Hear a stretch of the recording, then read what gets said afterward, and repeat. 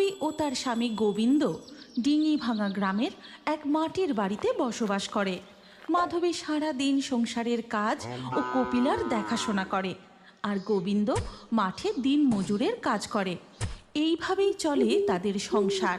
একদিন কাজ থেকে ফিরে গোবিন্দ দেখে মাধবী গোয়াল পরিষ্কার করছে। তুমি এখনো সংসারের এত কাজ করছো? তুমি যে গর্ভবতী ভুলে গেছো নাকি? তুমি নিজের ভালো করে যত্ন নিচ্ছ তো?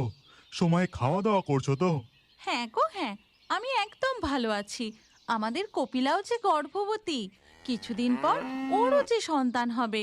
এই সময় ওরও তো একটু যত্ন নেওয়ার দরকার, কিন্তু আমরা যে ওকে ঘাস ছাড়া ভালো কিছু খেতেও দিতে পারি না।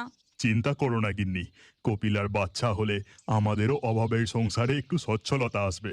ওর সন্তান দুধ পান করার পর যতটুকু দুধ বাঁচবে বিক্রি করে তখন আমরা ওকে ভালো খাবার কিনে খাওয়াতে পারবো। এবার চলো তো, অনেক বেলা হলো। তুমি হাত মুখ ধুয়ে একটু বিশ্রাম নাও। তুমিও তো সেই ভোর থেকে মাঠে কাজ করছো। এরপর তারা দুজন ঘরে চলে যায়। আর এদিকে তাদের বাড়ির পাশ দিয়ে হেঁটে যাচ্ছিল এক বুড়ি। তখন তার নজর গিয়ে পড়ে কপিলা গরুর উপর। বাহ, গরুটা তো বেশ হৃষ্টপুষ্ট, না দোষ না দোষ। এ দুধও দেবে অনেক বেশি। এখন আশেপাশে কেউ নেই, একে চুরি করলে মন্দ হয় না।